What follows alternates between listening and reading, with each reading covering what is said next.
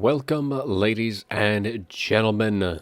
Glory be to the dark gods as Chaos faces off against the undead in this Warhammer World Championship matchup in the round of 32 between Crabling and Imperator. We do have Chaos versus the Vampire Counts. This is going to be a classic VM build as we have 5 aspiring champions. Going to be all the infantry that the Chaos are going to be bringing today. And the aspiring champions, they do have magic damage. They have 120 armor. They have encourage, but they are just a very low model count infantry, and that is pretty much what they are being brought for. This matchup generally is going to be won for the Vampire Counts by the Mortis engine, and just denying them that drain is going to be kind of one of the ideas here going into the matchup, as we do have just a bunch of horsemen, horse masters for the skirmish cav, really looking to just kind of kite away the Vampire Counts. And that's kind of one of the things that the Counts do struggle against, is that kite. And then we are also going to be going for a very strong air build, as well as we have 2 exalted heroes going to be taken to the skies on their Chaos Manticore. And they are going to be bringing that Hellfire Sword, which does give them that fire damage, base weapon damage, armor piercing weapon damage to boot. We have the Mark of Khorne, which gives an additional 15% base weapon damage, a +8 melee attack. Of course, they are immune to psychology, being on those feral manticores. And then we also do have that Chaos Sorcerer Lord rolling in, 2 heads, better than 1 type of shtick, as he is going to be coming in with a bunch of spells. On top of that, we have Fireball, we have Cascading Fire Cloak, we have the Flaming Sword of Ruin, giving additional magic damage and fire damage to whatever unit, particularly helpful for those skirmish cav, giving it all of that nice little buffs to them. Really help kind of whittle down any like chill guys that do happen to kind of stray into their line of fire. We also have the Burning Head, always good against the undead. We have Arcane Conduit, and we do have the Sword of Anti-Heroes. So plenty of items on the docket for this Chaos Sorcerer Lord. And there's going to be all the tools and then some to deal with the Counts. So it's going to be going pretty heavy air, skirmish cav, and then just denying that Mortis. But for the Counts, there is going to be no Mortis engine, as we do have plenty of zombies for that front line. Going to be backed up by some skeleton spearmen, some skeleton warriors. We do have some Black Knights mixed in with just some more skelly boys all across the field. And in the sky, it is going to be double Terrorgeist, as we have a Strigoi Vampire Lord with the Terrorgeist as well. So the Strigoi Vampire Lord is going to be rolling in. I do believe that is going to be, it's going to be the Ghoul King of Ushoran. So a nice little buff to that regen, 1500 in terms of total regeneration, and that is a very nice ability. It is going to be able to be used every 2 minutes. Very nice one, as well as the Opal Amulet. We do have it looks like the Power Stone as well on that guy, as we have the and then it's just going to be bringing the Strigoi's Raised Dead, which does give that summon of Crypt Ghouls, and Overcasted is going to be Crypt Horrors. We have a Vargeist and another Terrorgeist in the sky, so definitely expecting to see this VM air build. Definitely going to be having all the tools and then some to really deal with it. Both of those Terrorgeists do have armor piercing and bonus versus large. We have a Necromancer on the horseback here, going to be coming in with the Forbidden Rod. Gives it a little bit extra power recharge, power reserves, but it does cause a little bit of damage to itself. But to counteract that, it does have that Master of the Dead. We also have the Curse of Undeath, or passive on this guy with Invocation. We have Van Hels's Dance Macabre. We have Raised Dead, and we have Scroll of Shielding. So again, plenty of tools to really help in that air fight, especially going up against Crabling. That VM build is pretty well known at this point, so pretty much expected to be seeing it. But that is going to be the armies, so both sides going to be engaging early on, as all the horsemen, horse masters are going to be pulling right on back. Just going to be, again, just going to be skirmishing for the most part. Now, they don't have really good targets. Probably the best targets are going to be those in the sky, the Terrorgeist, the Vargeist, and a Strigoi Vampire Lord, as all the Exalted Heroes and that Chaos Sorcerer Lord are going to be just looking for that good engagement. And actually a really very nice breath attack, really kind of surprising there, taking off half the health on these Vargeist just on that breath. Usually against a moving target, breath attacks really don't do that much damage, but this time around, boy oh boy, did it do a ton, as those Vargeist take a bunch of damage. We also have a Burning Head gonna be just roasting these Black Knights, and I do see Blood Knights in there as well. So Blood Knights not gonna be taking too much damage. They do have quite a bit of armor, and those Black Knights for the most part are able to dodge that burning head, but it's just gonna be going right through those zombies, as it can be going continuing, just going right down the pipe here. And those are actually the tith there, so they are going to be a little bit of extra value there. I mean, they do cost only 200, so it's not all too much. But that air engagement is going to be underway. Both of the Exalted Heroes and that Chaos Sorcerer Lord just given that Strigoi Vampire Lord the business, doing a ton of damage, already down to half health. Going to be popping that Opal Amulet. I mean, the Hellfire Sword is going to be popped. Those Vargeist not going to be lasting too much longer, and the Chaos Force is going to be looking very strong so far, as they get a very nice engagement as they take that Strigoi down exceptionally low. Now, however, the Terrorgeist and the Vargeist are going to be able to solo this one Exalted Hero. Going to be dishing out a nice bit of damage in that regard, as the Ghoul King of Ushoran is going to be popped, given a nice little bit of regen, a little extra leadership, not too much of importance. But on the ground, the counts are going to be reigning supreme. Blood Knights, Black Knights, everything and the like, going to be doing a lot of damage to those aspiring champions. However, they do have to be very cautious of all of those skirmish cav. But both of the big monsters up in the sky already going to be dropping down. The Terrorgeist does fall amongst its own skeleton warriors. Vargeist going to be following suit very shortly, and that Strigoi Vampire Lord is going to be needing to look for some nicer ground, as it is just taken a massive beating. Both of these Exalted Heroes and that Chaos Sorcerer Lord are just going to be proving to be too much for that Strigoi up in the sky. So despite really kind of expecting that air, the RNG and not in the favor of the counts today, as it is going to be taking a massive amount of damage. Fireball looking to be finishing off, but it is going to be falling just a little under that Strigoi. Strigoi just trying to regain its leadership. Once again, though, just going to be diving back against the Chaos Sorcerer Lord, just trying to get as much damage as it possibly can. An Overcasted Invocation looks to be going down, trying to heal it up as much as possible. I don't think there's going to be any saving that Strigoi at this point, though they might be able to dish out enough damage to that Chaos Sorcerer Lord to cause it to rout. One more hit might do that, and actually it does get it. The Strigoi is actually able to rout off that Chaos Sorcerer Lord, and actually is able to kill it.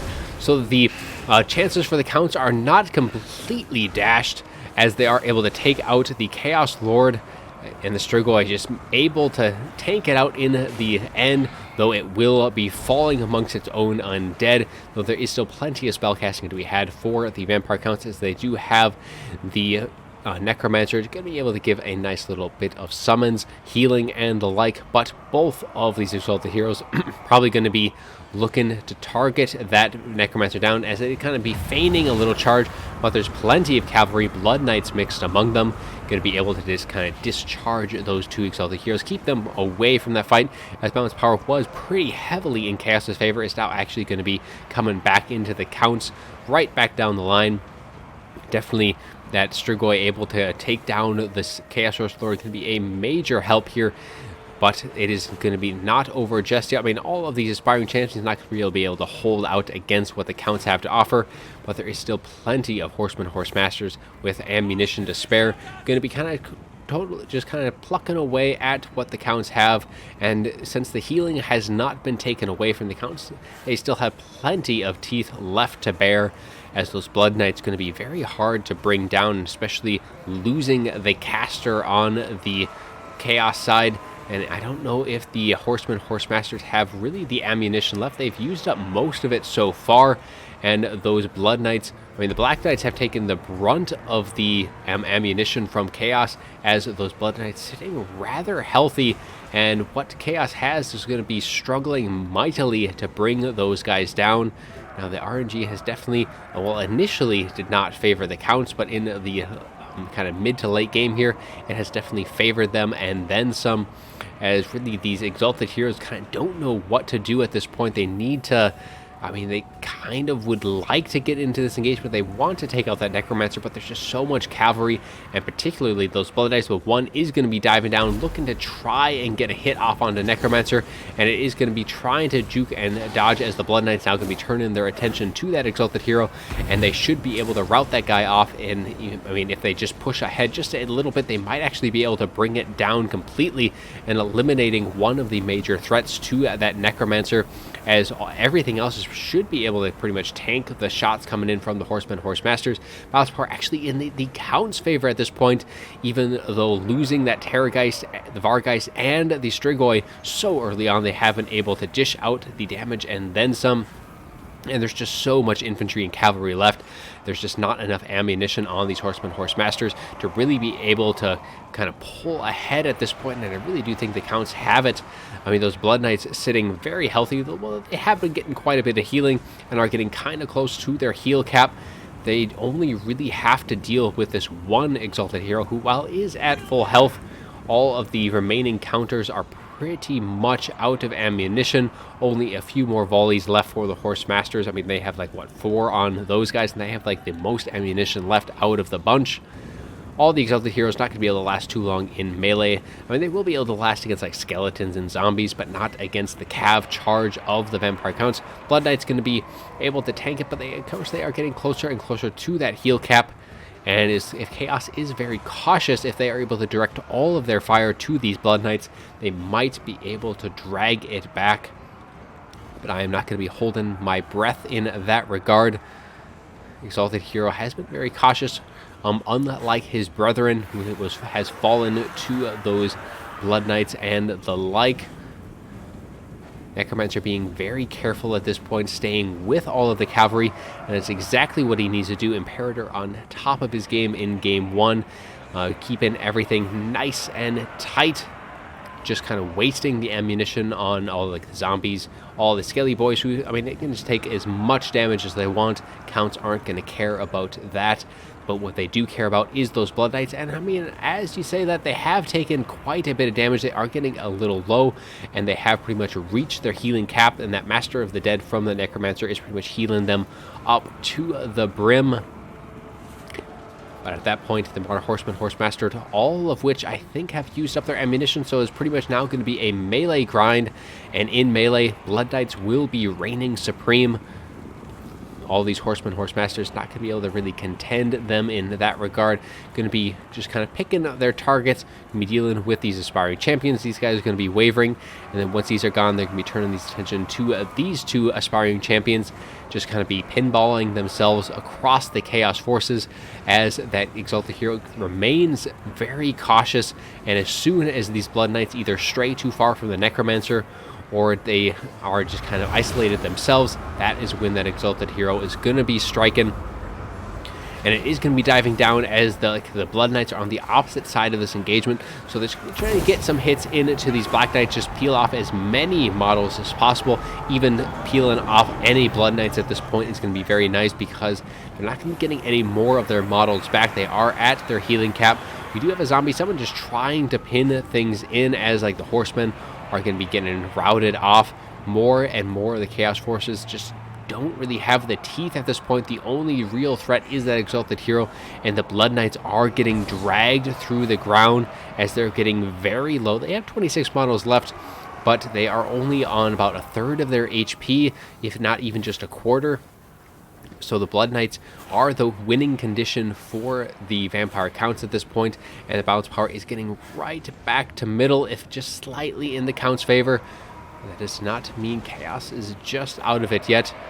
They are playing it exceptionally cautious themselves, just kind of taking the engagements where they can, just whittling down what the Counts have, getting charges in.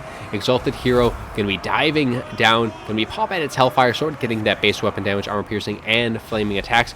Going to be just trying to peel off as many of these Blood Knights as possible, and with every swing of his sword, he is taking them down. 21 models, they are down to crumbling now, so Chaos pulling it back despite losing their Lord. I mean, Counts lost theirs as well, but with the Blood Knights taking an exceptional amount of damage, they are crumbling. They are down to 15 models and dropping. I think Chaos might be able to salvage this back despite some rather unlucky RNG against their Lord. I think Chaos does have the Exalted Hero. It's just way too healthy, and now that the Blood Knights have completely fallen, what can kill that Exalted Hero? The Necromancer sure as hell is not going to be able to do so. That Hellfire Sword going to make sure that that Necromancer does run for the hills. Going to be trying to avoid the Exalted Hero at all costs, but there's just nothing left at this point that can really bring down that Exalted Hero. On his Feral Manticore there, or on his Chaos Manticore, not Feral anymore. Yeah, there's just nothing that can really even keep him in place at this point. Just zombies, skeleton warriors. I mean, what are they going to do to that monster of a beast? Necromancer just continually just trying to get around his own units. But yeah, I think Chaos has this pretty much in the books at this point. I think we're looking pretty hairy for them. But with sure patience on Crabling's side, he has been able to really pull forward in the late stages of this fight. Exalted Hero just continually just peeling off more and more things while just trying to hound that Necromancer as much as possible, and just a few more hits I think into that Necromancer is going to pretty much seal the deal, even though I think it is pretty much done and dusted at this point. I don't think the Counts have any of the tools left to really finish things off. While they do have, I mean, they only have like 2 other units left. They have Exalted Heroes, they have these Horse Masters, but Exalted Hero isn't going anywhere anytime soon, and now that Necromancer kind of a little caught in by the Horse Masters, he's able to get a few hits in. Now the Horse Masters do get shattered, but that Exalted Hero is just way too healthy. I mean, if he was a little lower, that leadership might actually be a problem, but with how it is only Skelly Boys, and like just Skelly Boys, that is all that is left, and the Necromancer not going to be able to even scratch the hide of that Exalted Hero. And this is going to be game 1 in the books. Chaos is going to take it. The VM build is going to be pulling forward one more time. It'll only matter of time before army losses do hit the vampire counts. Exalted Heroes going to be charging and giving that just a little bit additional leadership to that Exalted Hero. And I think that is going to be it. There is army losses. Chaos takes game 1.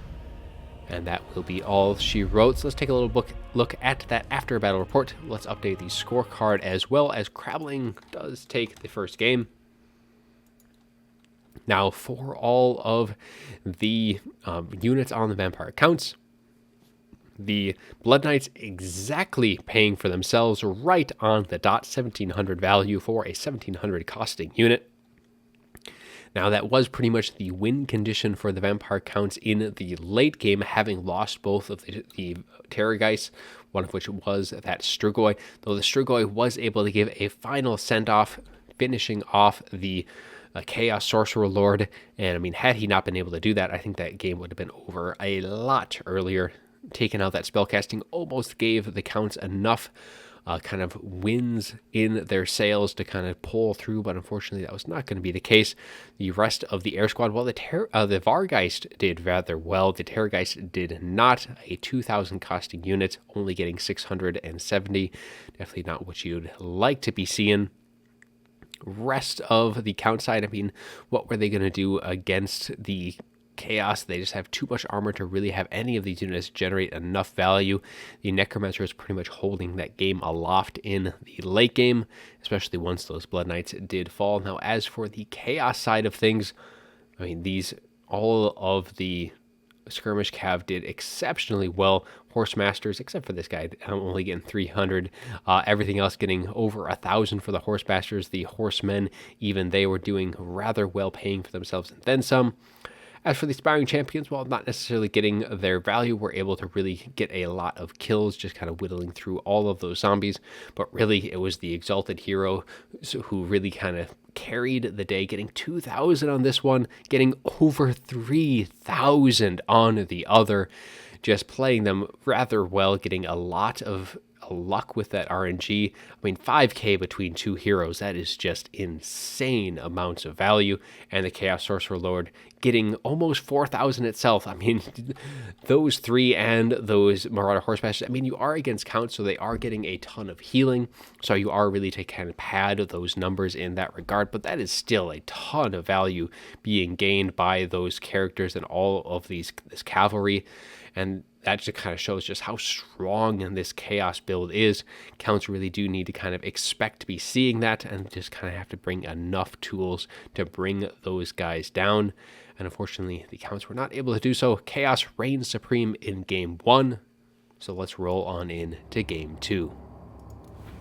Hellpit certainly comes up with some crazy monsters, and Gorich is going to be no different, as the Berserker Maid Ratman strides forth to confront the Bretonnians as Crabling commands the Skaven against Imperators Bretonnia in Game 2 of this Warhammer World Championship matchup. For the Skaven, we do have a Grey Seer of Plague. Grey Seer is going to be bringing the dreaded 13th, which is a very strong spell. Nice explosion, able to get some Storm Vermin, especially the Halberds, very good against like Bretonnian Cav. We also have Blessed with Filth, giving poison to all units in an AoE. We have Vermintide, nice little Clan Rat summons. We have Warp Storm Scroll, a nice little ability to be used against particularly like Pegasus Knights in this matchup to kind of get a little bit of extra damage to those areas, especially when you're not going to be bringing any range units whatsoever. A definitely very interesting Skaven build, not something you're going to be seeing all too often. And then we have Arcane Conduit to boot on top of that.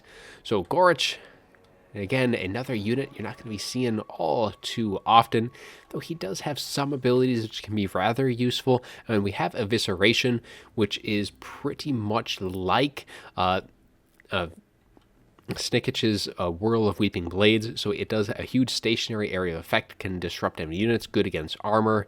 It also makes him so he cannot move, so it's like that. I actually have not actually seen this in battle, so this will be rather interesting seeing this for the first time, kind of expecting it to be like Whirl of Weeping Blades, but of course I don't actually know for sure.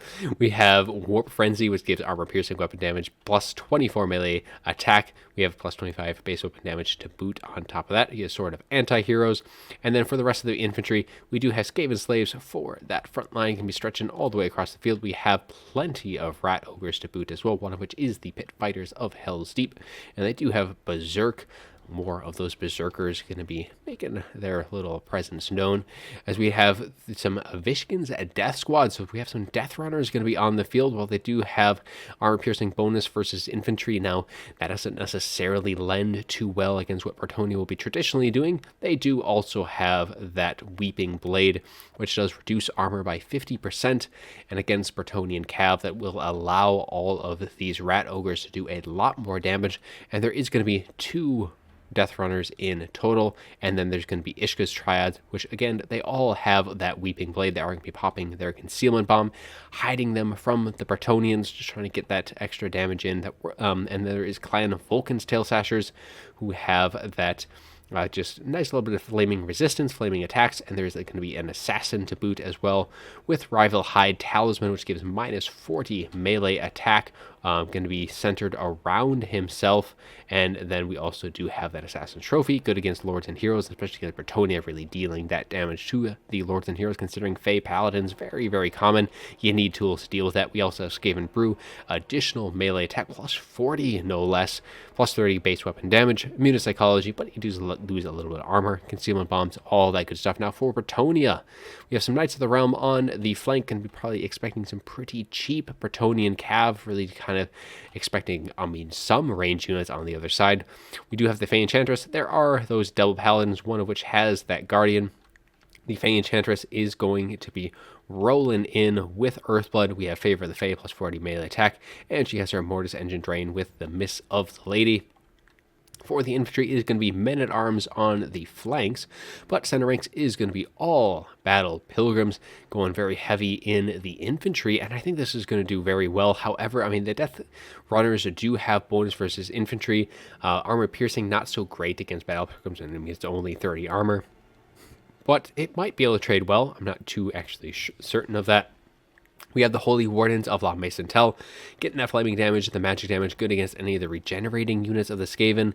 We have some Spearmen at Arms in the secondary line, and then they'll be backed up by a bunch of Peasant Bowmen with Pox arrows, going to be providing plenty of poison onto the field, but that Blessed of Filth will kind of help to even the score, and a couple more Knights of the Realm on that far flank for Bretonnia. But those are the armies, so let's roll on in. So a lot more, I guess, meta build with the Bretonnians, while the Skaven is really something else. Is going to be having, all those Rat Ogres with the Death Runners are very interesting pick, Gorich no less, but it might just be enough to help kind of deal with like the Fey Enchantress, all the Paladins.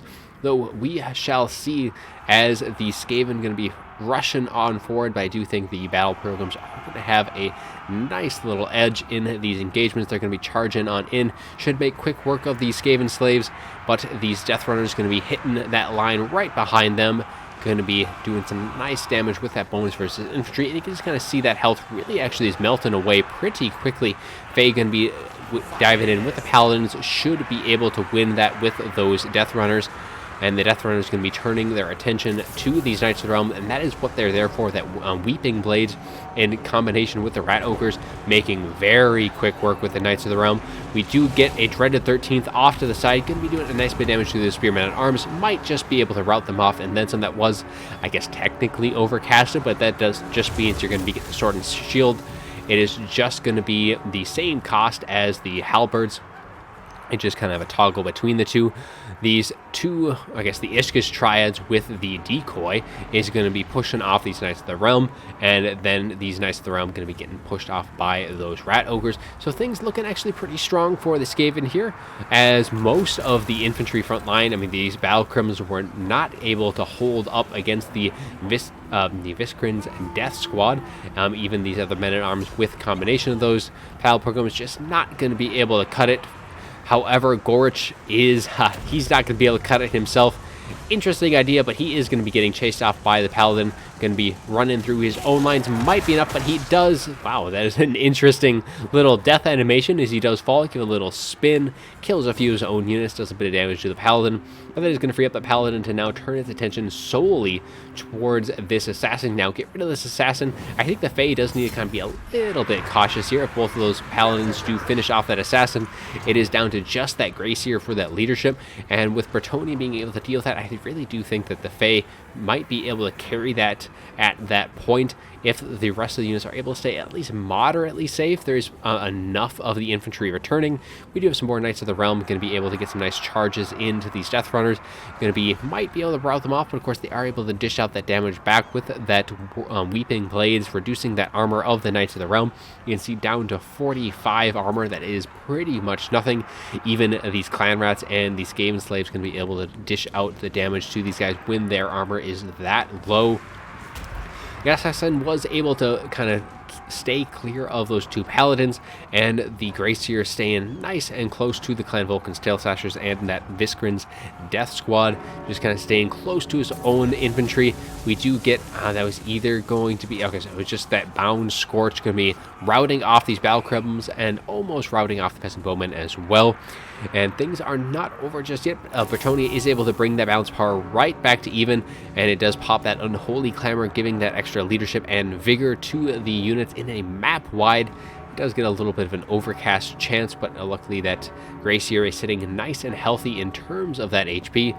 Bretonnia able to kind of push it back. The Rat Ogre, only one of which remaining. I don't think, even if it does come back, not going to be able to be causing too much of a threat, as the Fae, both Paladins, going to be charging forth, trying to free up the rest of their forces from the Gracier and this assassin, which is in hot pursuit of their rest of their units. All of the Bretonnia Cav going to be getting chased down by the Death Runners. Stormvermin with Halberd, so another one of those Dreaded 13th does go off here, taking a few of the cavalry with it in the process.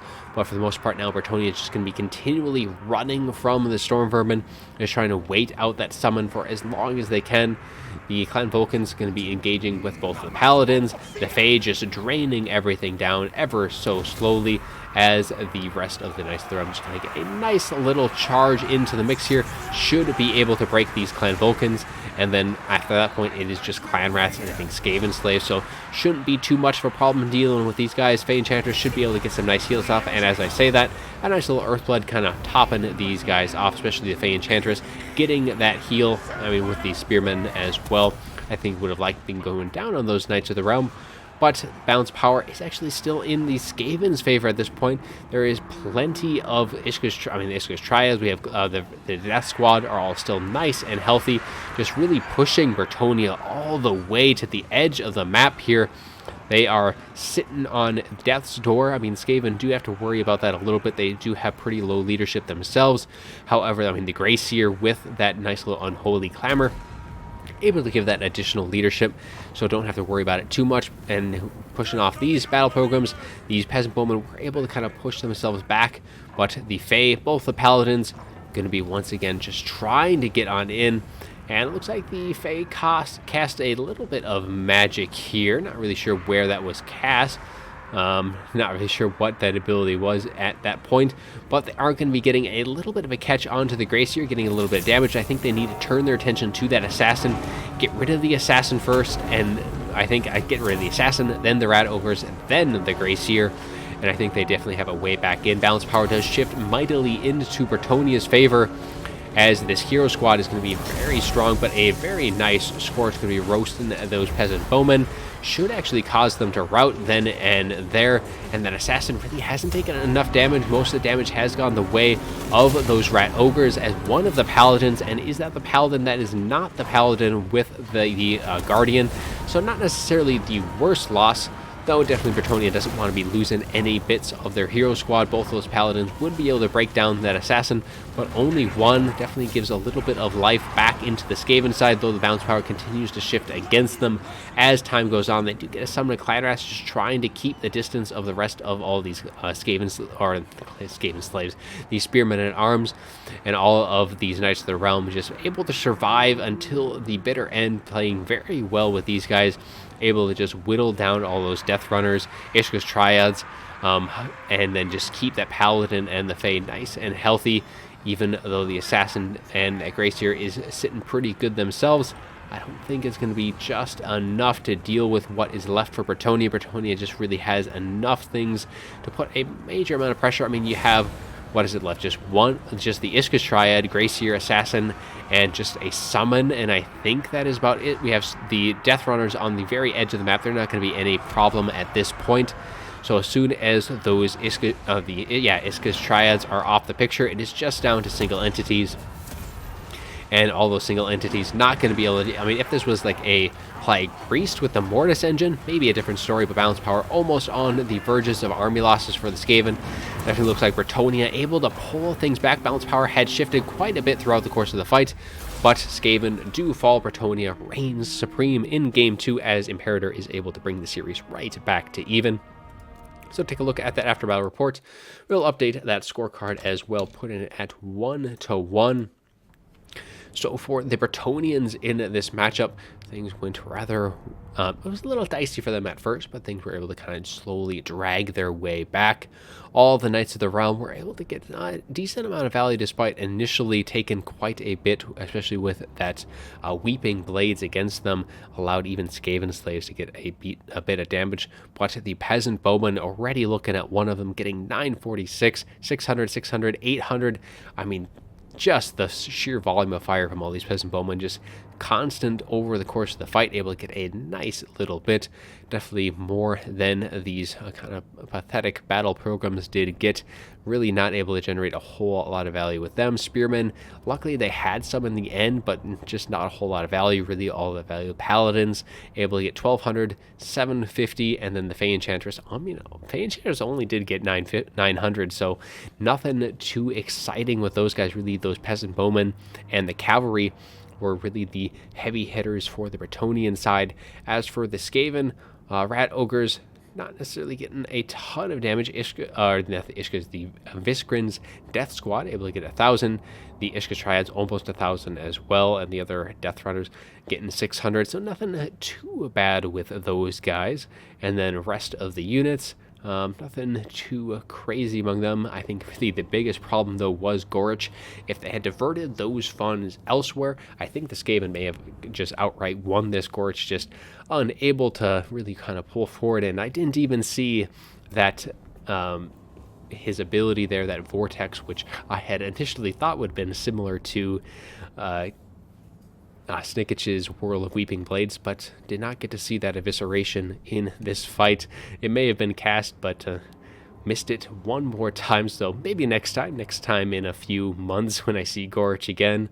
Assassin getting 630, and then the Gracier actually did some pretty decent damage, getting 1760. But that does set up for a Game 3 matchup where the series is going to be tied at 1-1.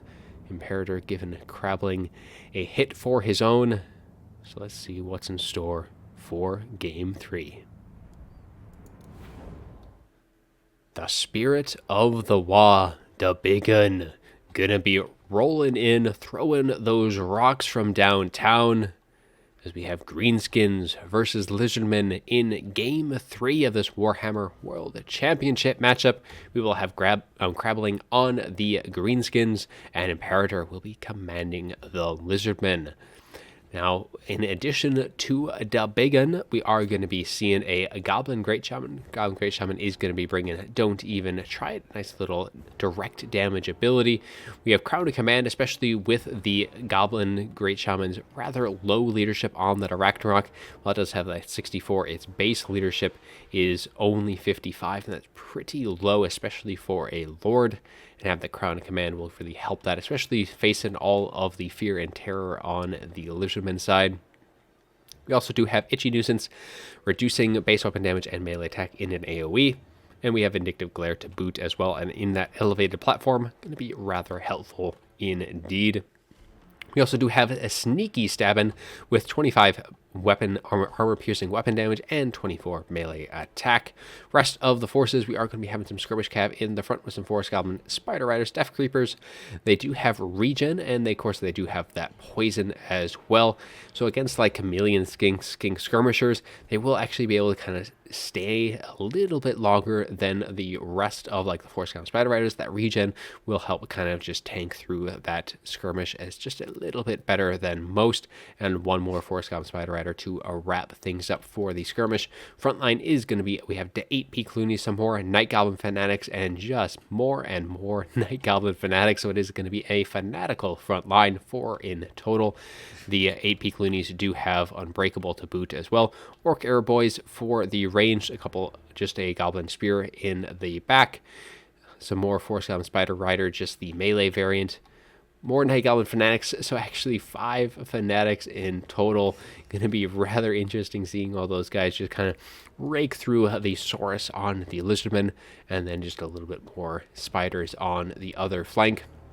For the Lizardman side, we do have some Pterodon Riders off in the Vanguard. Can be looking to just kind of pluck away as best they can, though they are going to be very mindful of all of the Archers and the Forest Goblin Spider Riders. They should be able to deal enough damage to these bad boys.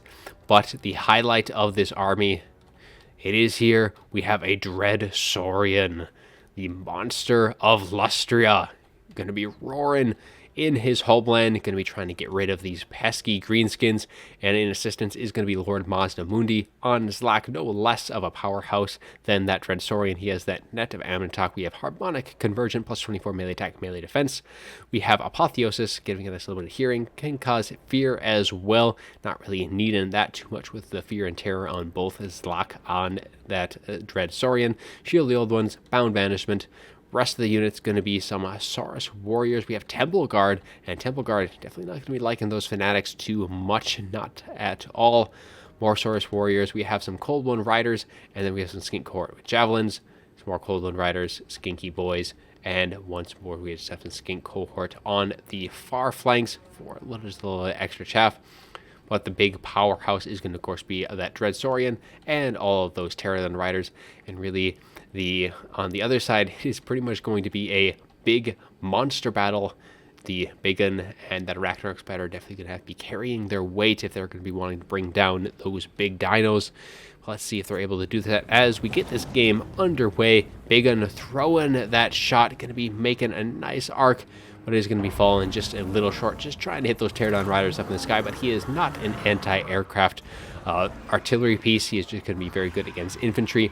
And of course, with all of the rogue idols, they do become stronger and stronger with the more damage they take at a little cost of their own armor. I mean, as their base armor, just take a look at that thing, is 150 armor. That is pretty much insane.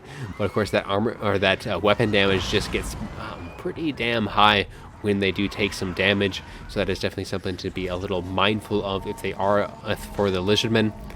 We do have a Vindictive Glare, going to be trying to just kind of pluck away. It is able to drop one of the Pterodon Riders, do a little bit of damage to the others, but that big gun just continuing to rain shots into that Saurus Warriors. I think it does need to change his attention to those Temple Guard.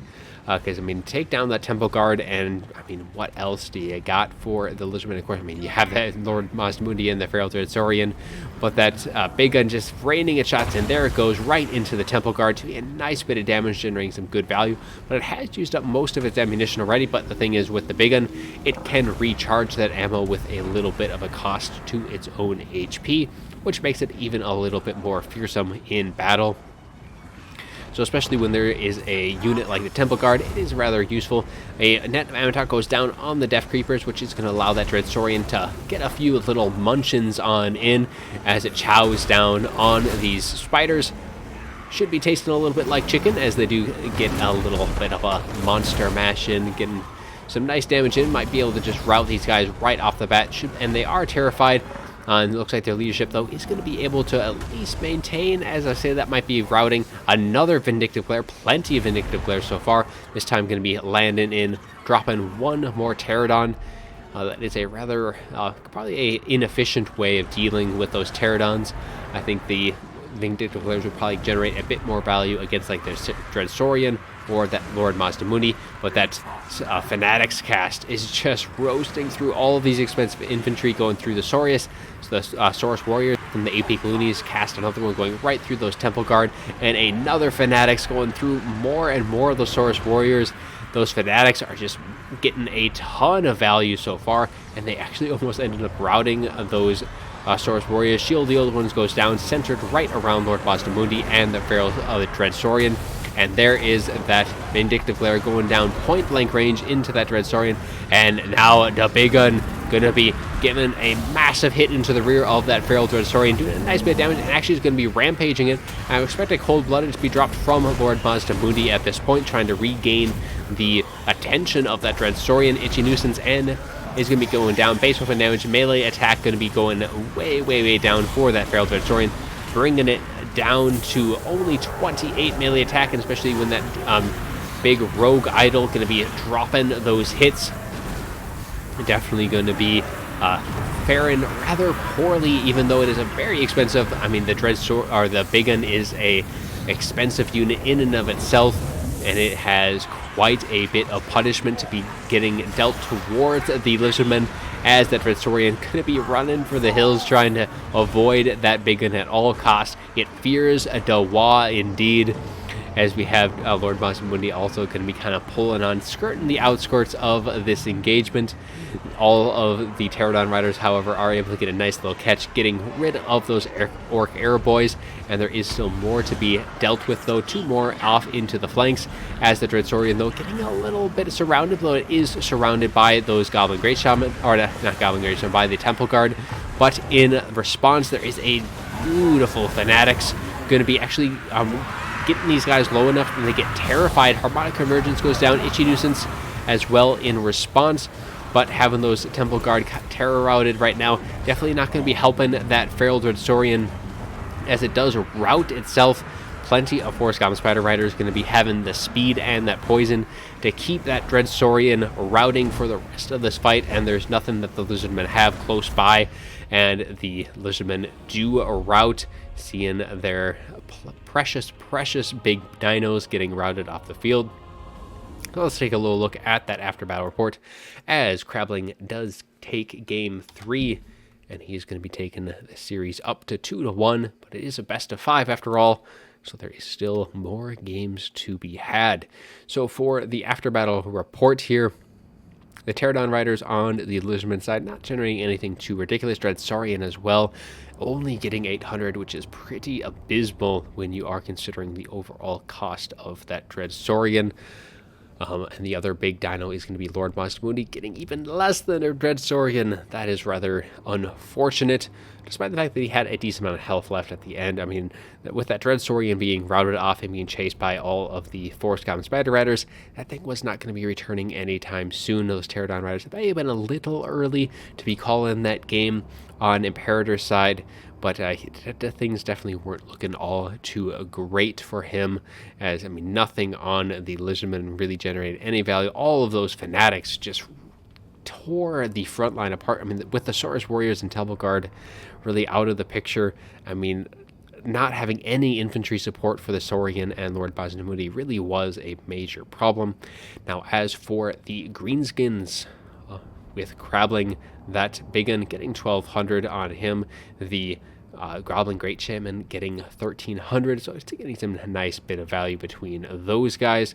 As for the range units, all those Spider Riders able to generate a nice bit, getting 400, and of course that poison as well, especially when applied to a large dino like the Dreadsaurian, like to Lord Mundi. I think that percentage is just so much more. And I think, though, like looking at the Lizardman army, it really is missing chameleon skinks. I think they needed those to a regard, getting that constant poison. The chameleon skinks are really hard to bring down. They have that nice missile resist. I think you just need to try and fit them in, drop that maybe Temple Guard, get Saurus, and then just throw in some chameleon skinks would have been, I think, the way to go with that. For the Orca Air Boys, I mean, they didn't really get anything too great, but however, looking into the Fanatics, I think these values can be just a little bit better than the opposing infantry. 500 on those guys. We have 400, 300, 600, and almost 700.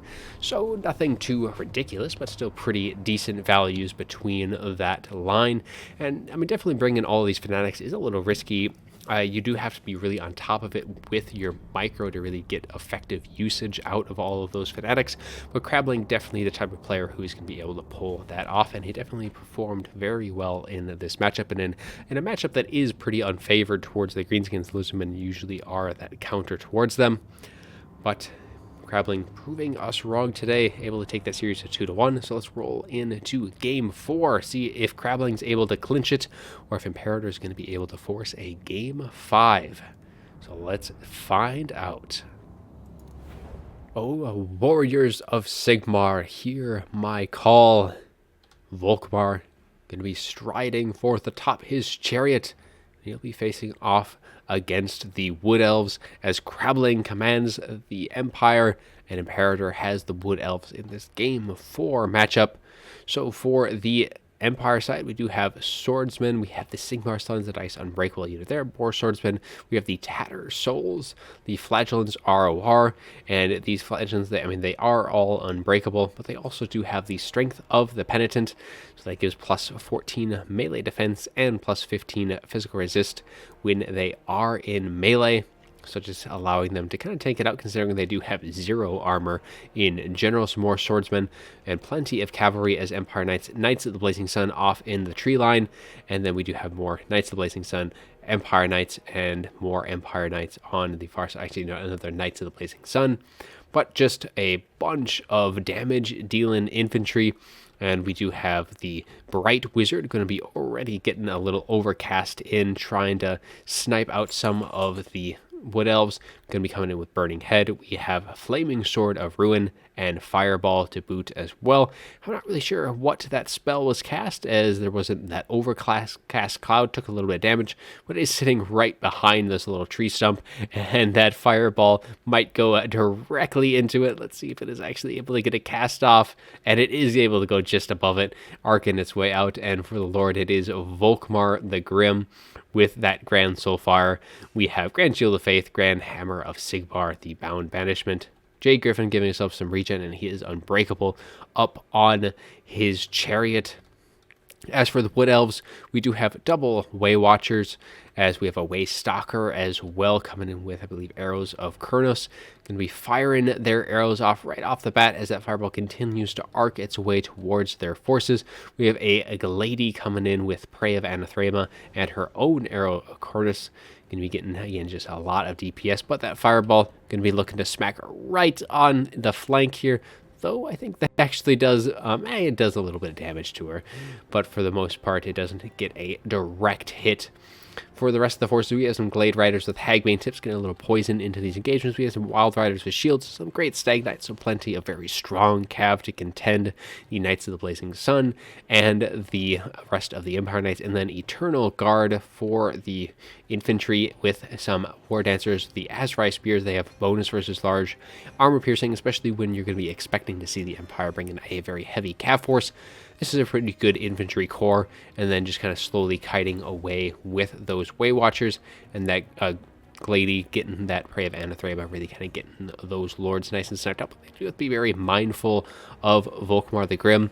Only 2 Way Watchers. They need to be kind of cautious with their ammunition. Can't be affording to wasting too much of it because they are going to need it to deal with a Volkmar. But that is the armies. So let's get going as that volley goes right into the Tattered Souls. I mean, the Tattered Souls are a very expensive unit, I think, but the rest of like the cavalry in particular should be able to do a ton of damage to the Empire front line. There is no spears of their own. They are going to be relying very heavily on the Empire Knights, Knights of the Blazing Sun, as they just try and just really put a lot of pressure onto the Wood Elf army, as they do get that mobility game kind of going around the flanks here. So the Wild Riders and the Great Stag Knights, which have been pulled back to their own spears here, definitely going to have to do a lot of heavy lifting in addition to these Way Watchers. And Volkmar the Grim going to have to be a little mindful, but these Tattered Souls already down to just slivers of HP. Those Way Watchers just doing so much damage to these guys. They don't have that physical resist when they're not in melee. So really against Wood Elves, I think these guys are a little bit of a risky pick. I think Flagellants in general are pretty risky. You almost need to have spears, or not spears. You have to have shields in general. Wild Riders do get a nice little decent charge off into the Swordsmen. And we do actually have a Branch Wraith going to be coming in. I believe we have Earthblood and that's Melkos Mythifying Miasma. There is also going to be the Scroll of Shielding on her. So a nice little bit of spellcasting for that. Really, the Wood Elves just have to be a little bit patient, but they don't have all that much space to really be slowly kind of kiting away, so they do have to get some damage in, especially to these incoming Knights of the Blazing Sun. And these Empire Knights, it looks like we are going to be getting a nice bound banishment, but Imperator is going to be able to see that Eternal Guard and all of these Wild Riders going to be turning their attention likewise, but they do take a bit of damage already. Empire Knights may be getting a little bit too far ahead of themselves as they do charge forward, but Knights of the Blazing Sun and more of the Swordsmen here to assist them in their little retreat, as just this massive blob and a beautiful burning head. Going to be going through a lot of the Wood Elf units. Going to be getting these Wild Riders actually terrified from Volkmar, considering he does have Fear Terror. Eternal Guard also terrifying. And the collapse in the backline as the Empire Knights and the Knights of the Blazing Sun get a nice little rear charge in. And Imperator is looking fairly strong at this point, really pushing the Wood Elves back very far.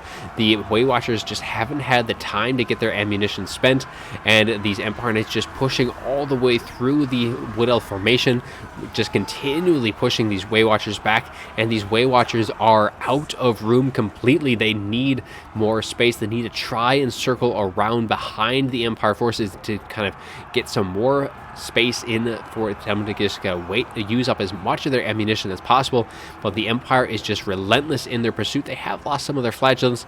The Sigmar Sons have taken a bunch of damage, but the cavalry on the Wood Elves, I mean, these Wild Riders are going to be routing, and I do not expect them to be coming back. The Great Stag Knights themselves are also going to be routing off the field, but they come back just in the nick of time, and they need a heal if they can. That Branch Wraith needs to get that Earthblood off onto those units. The Hagbane tips, or the Glade Riders with the Hagbane tips, getting routed off themselves. And things looking very strong for the Empire as they continue to push forward.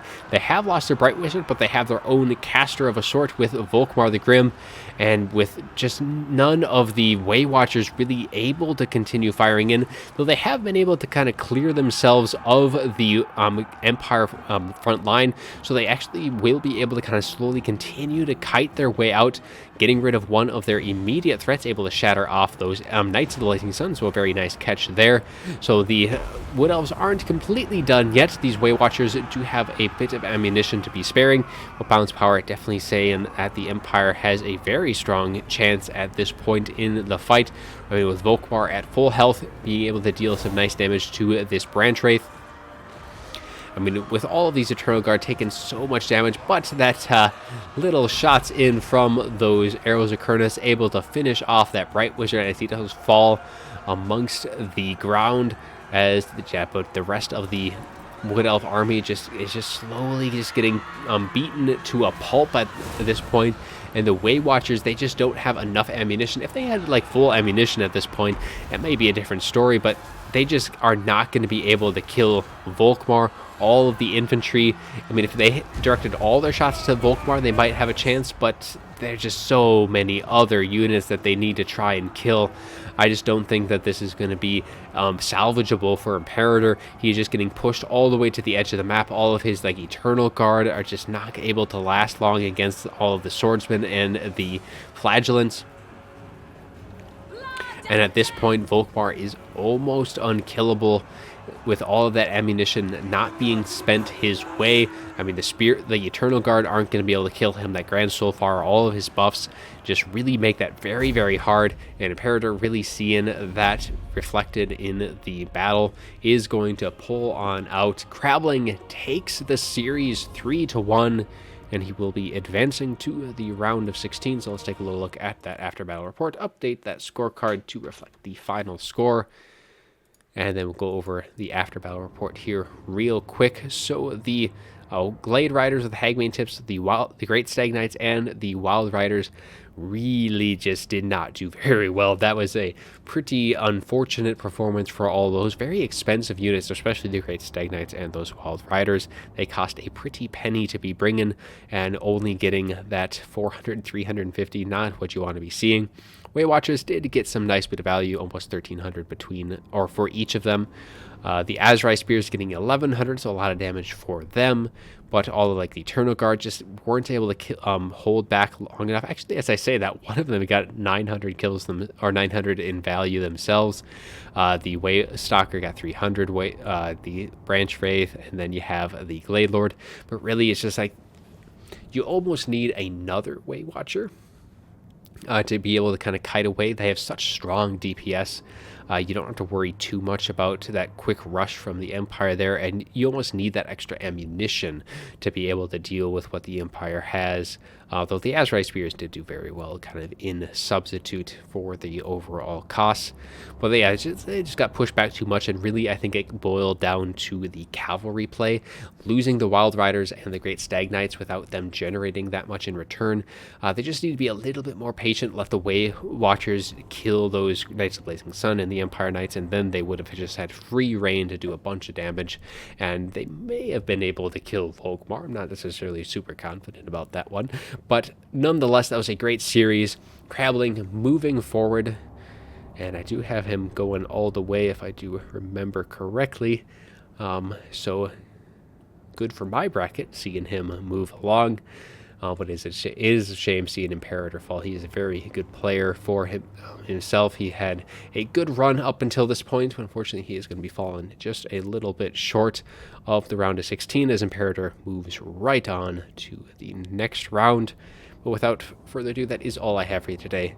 I do hope you enjoyed the video, and as always, have a good one.